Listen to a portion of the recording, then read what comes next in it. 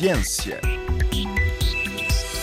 Decorre esta terça-feira em Paris os CDP Awards Europa, prémios europeus da CDP, que é uma organização internacional que opera na ação e transparência ambiental. E a participar neste evento está a cidade de Guimarães. O Conselho integra a lista A do CDP pela ação climática que tem vindo a desenvolver.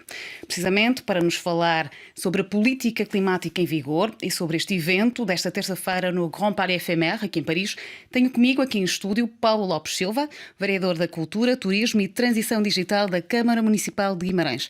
Paulo Lopes Silva, boa tarde. Muito boa tarde e obrigado. Antes de mais, eu pergunto-lhe o que é que significa isto de integrar a lista A do CDP.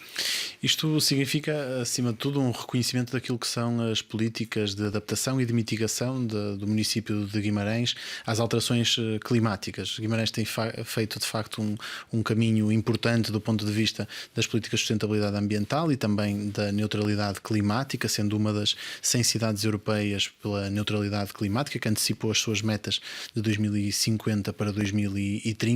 E este é o reconhecimento, no fundo, de todos esses indicadores, da política da transparência, no fundo, com que comunicamos tudo aquilo que tem a ver com a nossa qualidade ambiental neste território, com as medidas de redução das emissões de carbono e depois de mitigação daquilo que são as alterações climáticas no nosso território. Já não é a primeira vez que Guimarães tem este reconhecimento, mas agora nestas duas dimensões, da adaptação e da mitigação, que mostra de facto que este compromisso do município de Guimarães é reconhecido pelas entidades internacionais como boas práticas e como um grande envolvimento, não só do município, mas dos cidadãos e das empresas, que é fundamental que todos estejam a bordo para haver sucesso nestas políticas. É a única cidade portuguesa que integra este ranking. Precisamente, foram cerca de 900 candidatas, 119 neste nível, a única cidade portuguesa, e portanto isso também é um sinal claro de que Guimarães, do ponto de vista nacional, em Portugal, está na vanguarda, está mesmo no pelotão da frente deste combate às alterações climáticas. E quando é que começou este trabalho verde, este trabalho climático por parte da autarquia? Nós em 2013 houve uma mudança política, portanto uma nova presidência, com o nosso presidente Domingos Bragança a iniciar os seus mandatos na Câmara Municipal de Guimarães e estabeleceu de imediato como prioridade a sustentabilidade ambiental como, no fundo, a política transversal de todas as políticas públicas em Guimarães. Guimarães tinha sido capital europeia da cultura, cidade europeia do desporto, portanto habituada a andar nos patamares europeus de exigência nas áreas políticas públicas em que se envolvia e na realidade nesse momento houve uma mudança de paradigma, um grande investimento nesta área, focando naquilo que hoje, 10 anos depois, se calhar é uma prioridade para muitos municípios, para muitos territórios, para muitos países, mas há 10 anos atrás era de facto uma grande convicção.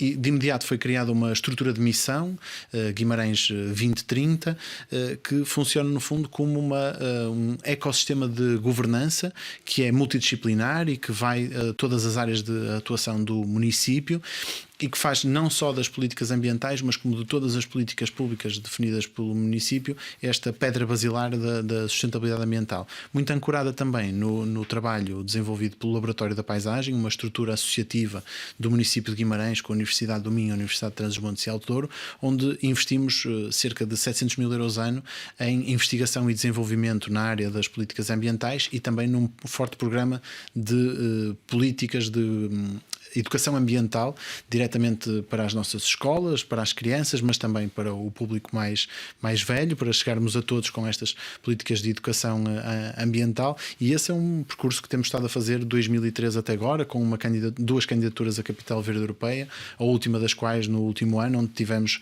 na fase final, portanto fomos um desses 3 finalistas ao prémio e com um relatório final do júri de uma avaliação de facto que nos deixa com muita motivação e que nos fará no próximo, já durante este ano, candidatar-nos novamente à Capital Verde Europeia.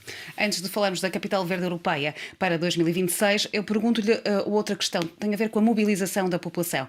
Portanto, nestes 10 anos, para estas políticas climáticas é sempre fundamental ter a participação da população. Como é que isso se consegue?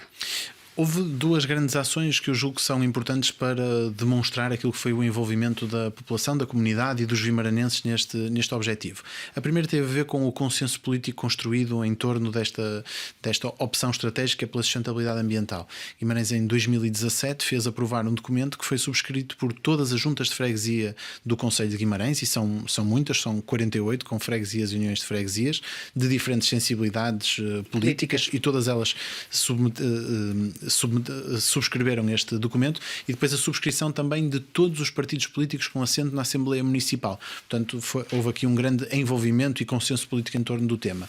Para além disso, as políticas de educação ambiental de que falava são fundamentais para começar a criar esta sensibilização desde as idades, desde muito cedo, para que sejam as próprias crianças em casa a levarem até aos pais e aos avós estas preocupações, e depois uma estratégia de criação também de brigadas verdes em todas as freguesias do Concelho de Guimarães.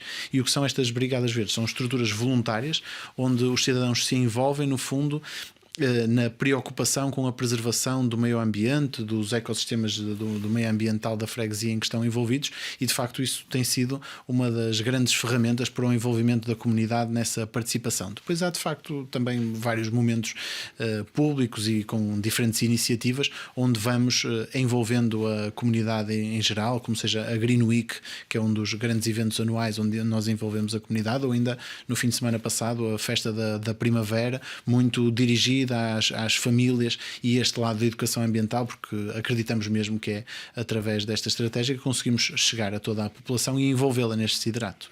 E falando agora da capital europeia, capital verde, aliás, europeia 2026, a Guimarães é candidata. Em que ponto é que está essa candidatura e para que é que serve ter este título?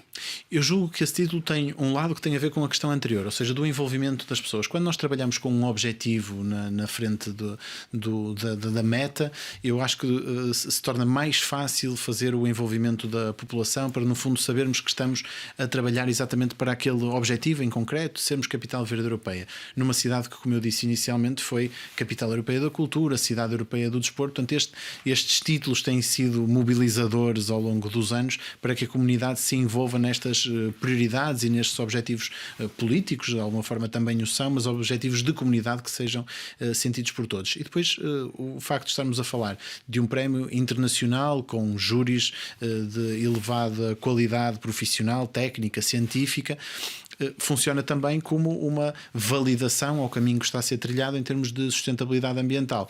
Nós dizemos desde a primeira candidatura que mais importante do que a meta em si é o caminho, mas claro que se nós permanentemente... Mas se tiverem o carimbo em cima também ajuda, não é? Ajuda a acrescentar esse reconhecimento de um trabalho que é feito por inúmeras equipas, por todo esse ecossistema de governança que eu falava, e que envolve também, como dizia, toda a comunidade, todos os vimaranenses, todas as estruturas sociais e todas as empresas também que são fundamentais neste objetivo. E em que ponto é que está essa candidatura neste momento? A candidatura vai ser submetida ainda no primeiro semestre deste ano. Estamos a trabalhar com base na candidatura do último ano, indo ao encontro daquilo que foram os pontos que entendemos que podemos ainda melhorar, e acrescentando também mais informação sobre aquilo que são os dados que temos à data de hoje, de novas políticas que vamos concretizando e de novos objetivos em que nos vamos envolvendo.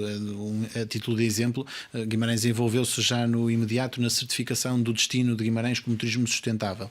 Portanto, isso será uma das novidades a incluir na candidatura deste ano, e estamos a trabalhar nela para fechar. Os resultados serão conhecidos ainda este ano? Serão conhecidos ainda este ano, exatamente, com a fase final a seguir ao verão.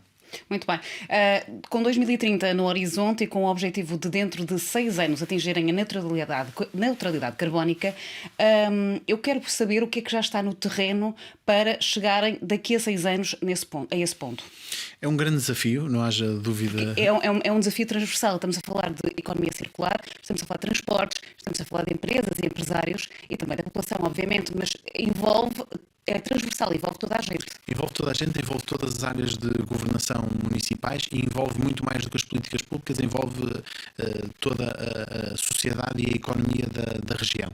E o primeiro grande passo dado desde que fazemos parte dessa missão das 100 cidades foi a assinatura do Pacto Climático, onde envolvemos logo nos primeiros meses desse Pacto Climático a assinatura de mais de 100 entidades associativas e empresariais que decidiram assumir esse compromisso compromisso do Pacto Climático. No fundo, assumir que essas metas são não só um objetivo municipal, um objetivo da Câmara Municipal, mas são um objetivo de Guimarães e que querem contribuir para tal. Porque se nós olharmos para aquilo que é a percentagem das emissões de carbono do Concelho de Guimarães, percebemos que as políticas públicas a que consegue chegar ao município de uma forma direta representa menos de 5% do impacto possível e, portanto, é fundamental que as empresas responsáveis pela grande maioria tenham exatamente o mesmo compromisso, estejam os mesmos objetivos e estejam alinhadas com estas prioridades. Depois há um conjunto de outras práticas que temos vindo a seguir ao longo dos últimos anos.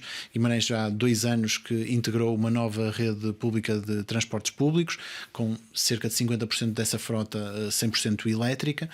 E mais do que a frota em si ser elétrica é o facto de ter reforçado em cerca de 40% o número de quilómetros que são cobertos por esta nova concessão comparativamente com a concessão anterior.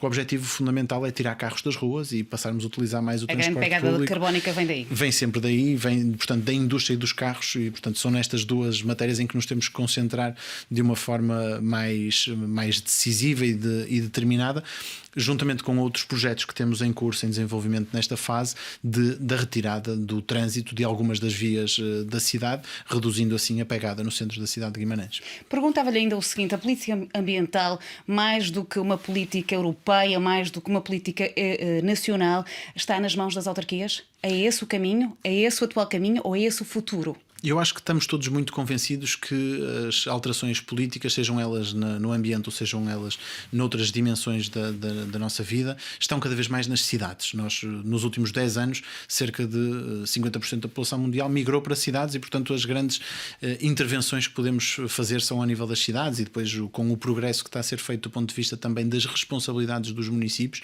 nós percebemos hoje que está na política das cidades o grande impacto que podemos ter em termos de políticas públicas. Em termos de sustentabilidade ambiental, este facto ganha escala pelo facto de nós percebermos que as zonas mais rurais têm menos impacto do ponto de vista das alterações climáticas, do ponto de vista das emissões de carbono e, portanto, está precisamente nas cidades a chave para resolver este problema da mobilidade, do problema da pegada carbónica que cada um de nós deixa, a pegada que é deixada também pelo setor empresarial, pelas indústrias, e é exatamente aí que estará a chave para a alteração do paradigma nas políticas das cidades. Paulo Lopes Silva, perguntava-lhe ainda, e para terminarmos, quais é que são as grandes vulnerabilidades do concelho?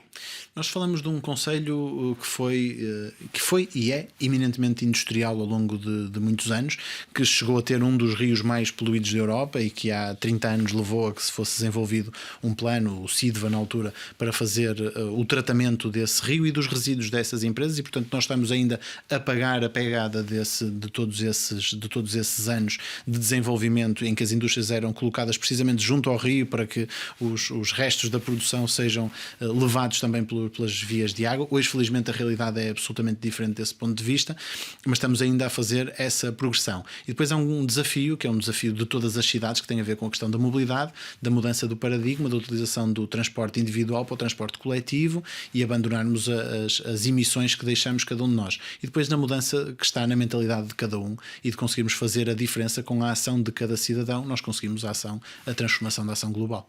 Paulo Lopes Silva, muito obrigada. Muito obrigado. Era então Paulo Lopes Silva, vereador da Cultura, Turismo e Transição Digital da Câmara Municipal de Guimarães.